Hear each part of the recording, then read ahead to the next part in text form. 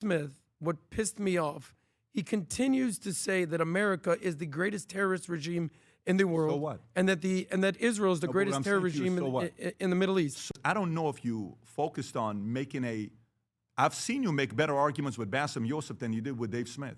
I didn't see you making arguments on Dave Smith. And the reason why I'm doing this with you openly, and I'm talking to you openly, you're cornering me to have to say this publicly to you right now. And you have to make a decision on what you want to do with this next phase. You got to recreate yourself. Sure. It's a very important thing. I'm being very respectful to you. And you had no idea that I'm going to go here this morning. You had no clue I'm going. And by the way, this was the sort of like the swan song event. Imagine you hype up this event. Here's what's going on. The SLS is coming this weekend. Yeah. Here's what's going on. And this debate takes place. And it was a 12-0 drubbing. So that's my point. Should I have conveyed it a little bit better? Sure. This is what bothered me, Adam. We are in here, and I know what's going to happen today on this podcast. Israel's going to be brought up, and we're going to go into it. You are amazing at that debate, and I was disappointed because, you're in the moment and you refer to whatever. You have the arsenal. You had the ammunition. You had this big-ass arsenal, and you just used a pistol. You were just like kind of going after and doing personal. And I was disappointed because I was like, yo, you have it. You didn't use it. And this is my attitude. When I was young and I'd get my ass whooped, my mom would be like, you're going to go outside and you're going to fight that guy right now. You're not going to sit here and let it fester. I know that you're going to do it. You have to debate him again. You have to do it again. Okay, so this is wild. Patrick Bet David just ambushed Adam on his own podcast. And I mean ambushed in the most respectful, calculated, devastating way possible. Adam went on Piers Morgan to debate Dave Smith about foreign policy and America's role in the world. The internet had opinions. Dave Smith declared victory. Adam said he didn't care what anyone thought. And now, Patrick's sitting him down in front of the whole team, in front of the cameras, in front of the audience, and he's basically saying, you're representing us. You can't just not care. That's not how this works. This is what accountability looks like when someone actually cares about your growth, instead of just clout chasing for engagement. Watch how surgical Patrick is about this. He's not yelling. He's not embarrassed. He's coaching in public because the private feedback didn't land. Let's get into it. Adam, you were on the Dave Smith. You and Dave Smith did a debate together on, on Piers Morgan. I think that's the first time you were ever on. Mm-hmm. Obviously, the market has responded, and they've been, saying their thoughts on how it went, what you did, what was said. Dave has retweeted and said something about this is the end of Adam funeral. He made some comments that went viral. You've responded. You made some videos at him as well. But I just want to kind of because a lot of times from the audience, you have to know how this works. The audience sits there and watches and says, I know for a fact Pat prepped him and the team prepped him and this and this and that, and they don't know what happens. I want you to share with us, because the audience is curious. They're asking me, what is your impression on how you did on the debate with Dave Smith? Well, despite what you think, I haven't listened or watched any of the internet comments. Zero. You. I don't go onto Twitter. I don't check the comments. It's just not something that I do. Some people are messaging me on my neck. What do you think? I don't know. People are saying stuff, and I'm listening to a song called "Ain't Nothing Gonna Break My Stride, Ain't Nothing Gonna Slow Me Down," and that's how I feel about this. So they told me last minute, "Hey, you're gonna go on Piers Morgan." Sure. I think Tom was maybe gonna do it. Tom wasn't able to do it. They called me up. I said, sure, I'll debate Dave Smith. Listen, there's no doubt that Dave Smith is smart or wise or well-read. Yeah. The same thing could be said about when you debated a room full of 20 communists on Jubilee. They were all very smart. I was very impressed by all these people. But just because you're smart doesn't mean you're wise. Now, do I think Dave Smith is smart and capable? Sure. Do I think he's funny? No. Do I think he's right? Definitely not. I'm asking you, how do you think you did? I think I did fine. My intention wasn't to play nice. So I went on Piers Morgan. I don't really have plans on going on Piers Morgan every single day. That's not my thing. It's a food fight every single day. Respect to Piers Morgan. I wanted to make some waves. That was my methodology. I could be right. I could be wrong. I don't care. Okay. So the problem is you said you don't care? No, meaning like I don't care what the market thinks of me. Yeah. I know what I believe. I know who I am. I know what I stand for. I stand for what America stands for. Dave Smith, what pissed me off, he continues to say that America is the greatest terrorist regime in the world. So what? And that Israel is the greatest terrorist regime in the Middle East. So what? That's his argument. Sure. That's his argument. My point was that only 1% of Americans vote for libertarians. He's a hardcore radical libertarian. Okay. So when you wrote the book, Choose Your Enemies Wisely, you said, who's your enemy? Yeah. I said, I don't know who my enemy is. I don't really have a lot of enemies. You know me, Pat. It's a big difference between the internet and comments in real life. I walk around in real life. I have zero issues. You don't have issues there. That's okay. not the conversation So I'm having. The conversation that I was just basically establishing is that Dave Smith, as potent as he might be on a podcast, or even on Joe Rogan's for that matter, people don't support this guy. I support our troops. I support America. I support our allies. I think Joe's had him on 20, 30 times. Irrelevant. No, it's not irrelevant. So ask whether you agree with the guy or not. Joe likes Dave, right? So the question you got to ask yourself is, from my perspective, there is issues, there is approach, there is what's next for you. When I look at everybody in the marketplace, including myself, everybody in a marketplace, including myself, I leave and I say, okay, how am I recreating myself for this next phase? What areas do I have where it's a leak for me? What habits do I have that I need to pay attention to? When we started building an insurance company, yesterday I had Lee Strobel on, we had a great conversation together. One of the guys I would study a lot was Billy Graham. And Billy Graham and his friends, in 1948, they came out with something called the Modesto Manifesto. And at that time, there was a lot of pastors that were getting caught up with young girls. And they came up with this thing saying, hey, what are our threats? And they came out with the threats that they had. It was 4 things. One of the ones was pastors hooking up with members. Number 2 was churches taking advantage of the members with money. Number 3 was the ego of a pastor when you get on stage and you feel like, you are God. Like some pastors actually become godlike because of how much the church fears them and they liked anyways. They go through this. I said, okay, how do we want to build this company? It's very hard. So you got to think about ways to improve. I'm asking you. The argument is one end because I don't know if you focused on making I've seen you make better arguments with Bassem Youssef than you did with Dave Smith. I didn't see you making arguments on Dave Smith. And the reason why I'm doing this with you openly and I'm talking to you openly with you is there's an element of also representing where you're coming from, where the expectation is, hey, when you go and be professionals, that's not how I handle debates. I don't handle debates that way. That's not my MO. So if you're close to me and you're handling it that way, that is not my style. I don't do stuff like that. And Dave and I don't even agree on some of these issues. But if I'm having a conversation, it's about what is this next phase. And by the way, the reason why I'm having this direct feedback with you publicly is for the following reason. Okay, hold on. Let's pause here because this is the exact moment where Patrick's patience runs out. Adam just said multiple times, I don't care what people think. I don't care. I don't care. And Patrick's like, yeah, I know you don't care. That's the problem. Look, I get what Adam's trying to do. He's trying to project confidence. He's trying to say he's not rattled by the Twitter mob. And honestly, good. You shouldn't live and die by internet comments.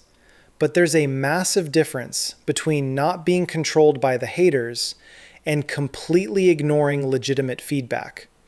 Patrick's making a distinction Adam doesn't want to hear. Some of those people criticizing you aren't bots. Some of them are your own audience. Some of them are people who want you to be better. And this is what separates good operators from great ones. Coachability.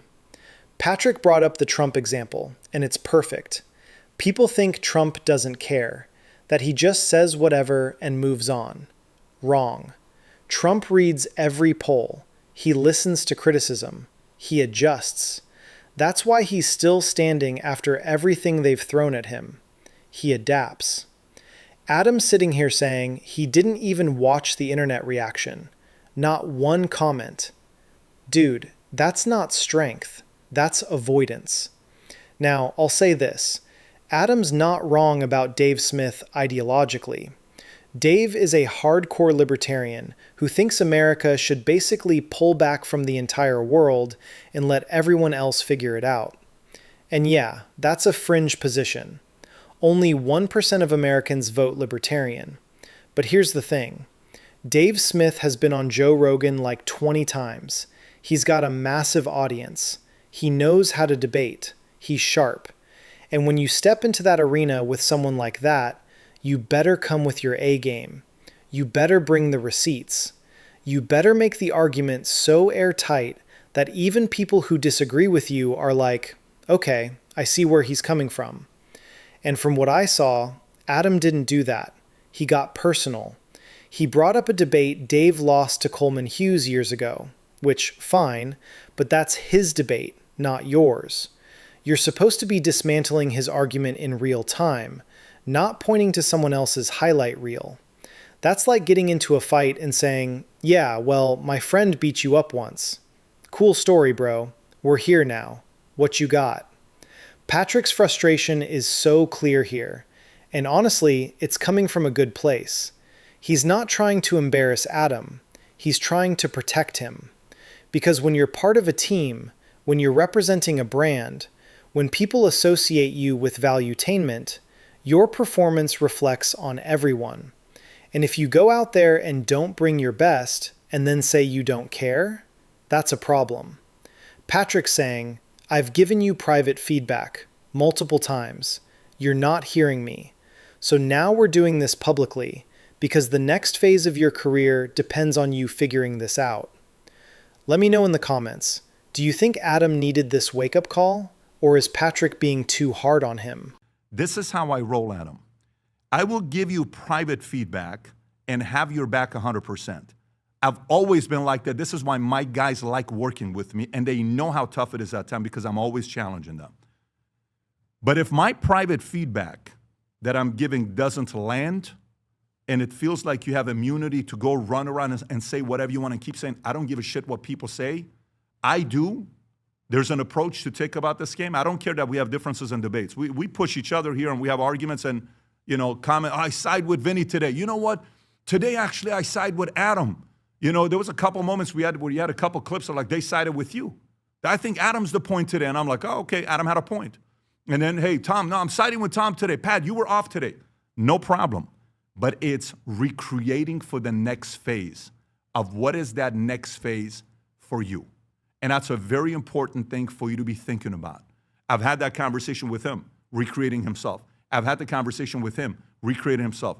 I have the conversation openly with me on what I need to recreate. But for me, when I saw that, I'm like, you brought up another guy from the past that beat Dave. Great. You brought up, no, there needs to be the Adam that I've seen debate that is prepared. He actually would have made some real good points there. And you, by the way, you've been a moderator for Zero Hedge with Dave Smith and what do you call it, Laura Loomer, if I'm not mistaken. Is that what you did? Yeah, Didn't you moderate? Yeah. Yes. And I was a pretty good job you did as a moderator. So I don't know. I'm saying this publicly to say this next phase requires all of us to recreate ourselves, and that includes you in a big way. And I've said this privately 8 weeks ago, 9 weeks ago at that dinner place we went to, and I was very direct with you. But you're cornering me to have to say this publicly to you right now. And you have to make a decision on what you want to do with this next phase. You got to recreate yourself. Sure. It's a very important thing. I'm being very respectful to you. And you had no idea that I'm going to go here this morning. You had no clue I'm going. And by the way, I intentionally changed today's business podcast to do this because obviously Monday I couldn't be here. We had certain things that was going on. This weekend I had, what do you call it? SLS. SLS. Sean Hannity did it last Friday. So I changed everything. And Rob and I, we had to talk about it yesterday and calendar to do it this way. But for me, sometimes, when people say, I don't care, I don't care, I don't care, I don't care, I don't care. And sometimes this is like the Trump effect. Well, Trump doesn't care. Well, Trump doesn't give a shit. Well, Trump doesn't do this. Well, contrary to popular belief, Trump looks at every poll. Trump listens to every comment. Trump listens to every criticism. So what you think that Trump does, I'm not telling you go read the comments the next day and go through all chat. I don't recommend that at all. But I do believe a little bit of criticism to see, well, maybe there's a little bit of credibility there. There's a little bit of value there for me to receive. How can I receive this and recreate myself? Because if you're not too careful, Adam, and I'll open it up to you guys if you want to say anything. I'll give you the final thoughts, and then I want to get on to the next story, but I wanted to open up with us, get right into it, is the following. There is no April Fool's jokes today. I don't have one. Okay, so if you guys are expecting an April Fool's joke, I don't have one. This is not an April Fool's joke. I know what day today is. This is not, I've had certain friends of mine that are very good at, I used to be very good at the April Fool's stuff. I don't have one today. Maybe I'll have one for you next year when I'm in a different mood. But this is the part I want you to be thinking about. is the market is going to criticize you. There's a very big difference between the bots. I read a comment yesterday, made the most disrespectful comment to me. And the first thing I did, I went to the account. It got started in February of 2026. Weird. It has 2 followers, follows 6,000 accounts. That's a bot of somebody that created to say it. Forget about the bots. There are some people that are giving real feedback that we have to pay close attention to because, we can disagree. Even with the Dave Smith part, Dave Smith's issues, we can sit down and have a debate over the number, and I can still do it respectfully. Even when I went to Jubilee, they disrespected me. I didn't disrespect the kids when I spoke to them. Our position has to be a different position. And even when Trump calls out, he still is very paying attention to the likability score that he has. Love him or hate him, people like him. I'll pause. Vinny, any thoughts you had? Can I just respond real quick? Of course, absolutely. So go for it. I'll just break this down real quick. We didn't have this discussion prior. You just kind of preemptively brought this up, and I'm totally okay with it. If I wanted to have a ideological debate with Dave, I would probably rephrase it that the world is a dangerous place, and he wants to pretend that he's an ostrich and not engage with anybody. So, to use an analogy, if this guy was a dating coach, he would say, just sit at home all day and wait for women to knock on your door, and that's when you can respond to women. The world doesn't work that way. If you're a sales coach or if you're a sales manager, that's like saying just stay by the phones. What do you think's the outcome of a debate? But the outcome of a debate. Forget Dave Smith. This isn't a Dave Smith conversation. That could have been John Doe. I'm not talking. But the point is that I'm trying to make with ideologically, we're not aligned. What is the purpose of a debate? To find the truth. All right, so Vinny just said it perfectly. You had this big-ass arsenal, and you just used a pistol. That's the whole issue right there. Adam is capable of so much more. I've seen him debate. I've seen him moderate panels. I've seen him break down foreign policy with actual nuance. But on Piers Morgan, he didn't bring that version of himself. He brought the defensive, dismissive, I don't care what you think version. And in a debate format like that, where you've got millions of people watching, where clips are going to get chopped up and go viral, where Dave Smith's audience is going to flood the comments, you can't afford to be off your game. Vinny also brought up something important. The environment matters. You're sitting in a hot van in Florida, the sun's beating down on you, there's technical issues, you're red in the face, people are saying you look like you're on cocaine, which is absurd, but that's the internet for you. But here's the thing, those are excuses. Every debate has weird conditions. Every high-pressure moment has distractions. The greats perform anyway. You think Kobe cared if the arena was loud? You think the lights bothered him? No. He wanted the pressure. He wanted the moment. That's what separates good from great. And look, Patrick's not saying Adam's a bad debater. He's saying Adam didn't show up as the best version of himself. And when you represent a team, when you're rolling with valuetainment, when Patrick's putting you on national TV to defend positions that matter, you gotta bring it. You gotta make people think. That's the whole point of a debate. It's not to dunk on someone. It's not to go viral with a sick burn. It's to make the audience sit back and say, never thought about it that way. Patrick used the Trump-Hillary example, that moment in the debate where Hillary's hitting him on taxes and Trump just owns it. Yeah, I used the tax code, so do all your donors. You've been in office 36 years. Why didn't you change it? Boom, game over. That's what a debate moment is supposed to look like. You take their attack and turn it into an indictment of them. That's the art. Adam didn't do that with Dave. He got defensive. He got personal. He pointed to someone else's debate. That's not how you win. But here's what I respect about this whole situation. Patrick's doing this publicly because the private feedback didn't land. That takes guts. Most bosses, most leaders, most podcast hosts, they do this behind closed doors, or they just quietly move on and never put that person in that spot again. Patrick's not doing that. He's saying, you're valuable to this team. You're talented. You have a future here, but you need to level up. And if private feedback isn't working, we're doing this in front of everyone. That's accountability. That's what it looks like when someone actually cares about your growth. Now the question is, does Adam take this to heart? Does he internalize it? Does he come back sharper next time? Or does he double down on, I don't care what people think, and keep making the same mistakes? Patrick said it himself. Coachability is the difference between success and stagnation. You can be smart, you can be talented, but if you can't take feedback and implement it fast, you're going to get left behind. Drop a comment. Do you think Adam's going to take this feedback and come back stronger, or is this going to be a recurring issue? It's a clash of ideas. Sure. So somebody can watch and say, wow, good point. Never thought about it that way. Let me go back and look at it, right? That is the purpose of a debate. The purpose of a debate is for me to look at something when, like the moment where Hillary Clinton and Trump are going at it, and Hillary says, you know, him and all he didn't pay any taxes, and he didn't do this, and he didn't do that. And then the moderator asks Trump a question and says, is it true that you paid this? He says, yes. I will use every single tax code that you have, just like all her donors do. And by the way, you've been there for 36 years. How come you've never changed it? So me as the voter sits there and says, that's a very good point. Huh.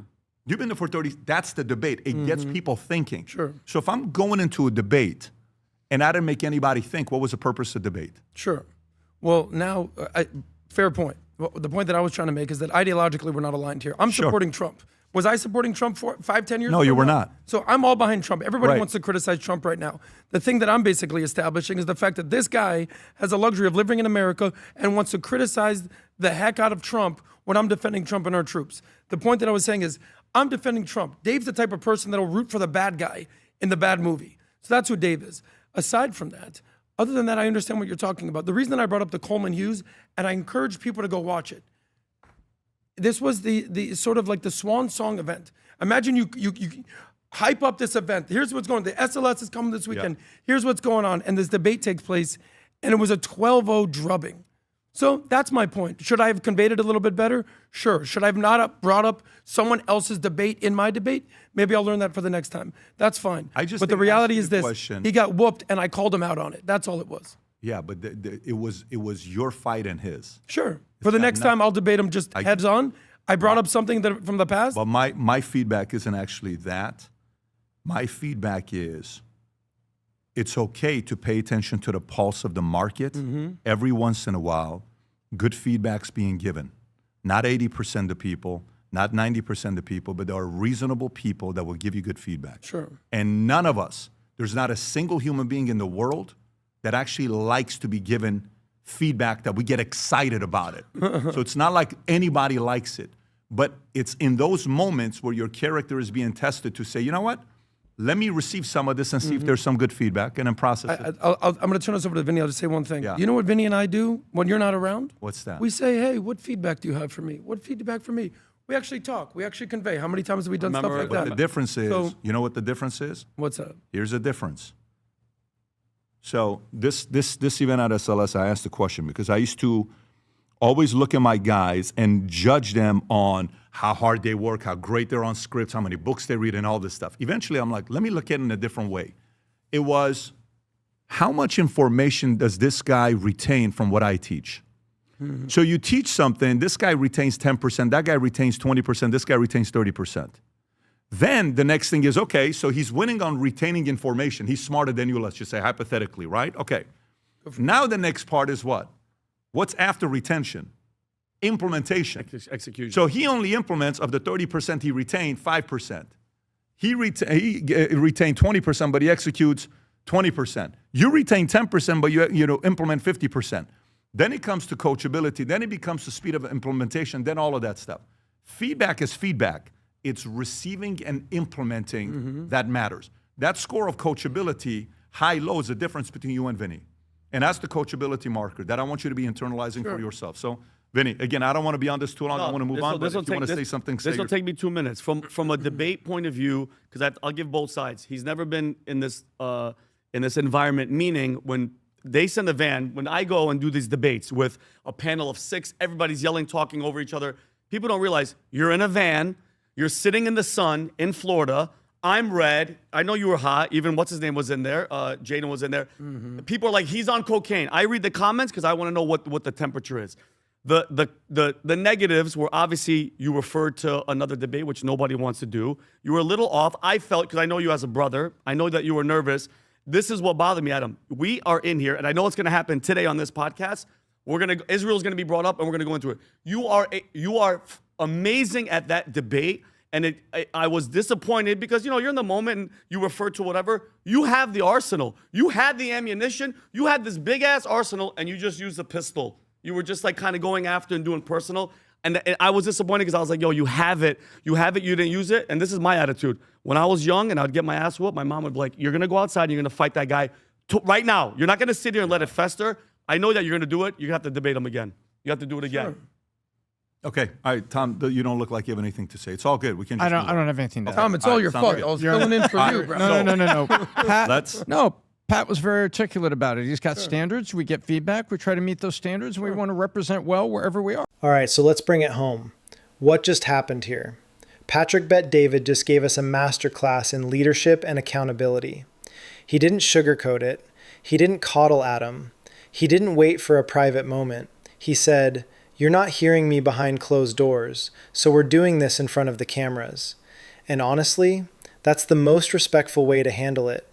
Because he's not throwing Adam under the bus. He's not cutting him loose. He's investing in him publicly.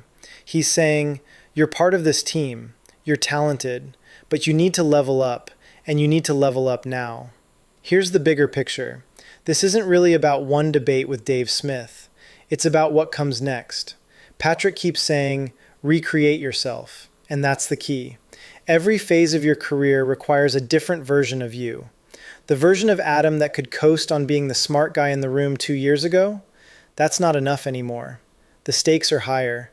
The platform is bigger. The competition is sharper. You either evolve or you get left behind. And let's be real, Adam's lucky to have a boss like Patrick. Most people in media, they don't get this kind of feedback. They either get fired quietly or they get yes men around them telling them they're perfect until they're irrelevant. Patrick's giving Adam something most people never get. Honest, direct, invested feedback from someone who actually wants him to win. But it only works if Adam takes it seriously. And based on how many times he said, "I don't care" in this clip, I'm not sure he's there yet. Vinny made a great point too. Adam has the weapons. He's got the knowledge. He's got the debate skills. He just didn't use them. And that's the most frustrating part, because you can lose to someone who's just better than you, and that's fine. But losing because you didn't bring your best, that stings. That's on you. That's the kind of loss that should keep you up at night, because you know you left something in the tank. Patrick also brought up the Billy Graham example, the Modesto Manifesto. In 1948, Billy Graham and his team sat down and said, "What are our weaknesses? What are the threats to our mission?" And they named them: money, ego, temptation, accountability. And they built systems to protect against those threats. That's what great leaders do. They don't pretend they're invincible. They identify the holes in their armor and they fix them before it's too late. So here's my final take. Adam's at a crossroads. He can take this feedback, internalize it, come back sharper, and prove that he belongs on that stage. Or he can keep saying, "I don't care," keep dismissing criticism, and watch his career plateau while everyone else around him keeps growing. The talent is there. The platform is there. The team is there. The only question is the coachability there? If you haven't already, smash that like button, drop a comment with your thoughts on this whole situation, and subscribe if you want more breakdowns like this. This is what we do here at MB. We don't sugarcoat it. We don't pick sides just to pick sides. We follow the truth wherever it leads. Stay sharp. I'll see you in the next one.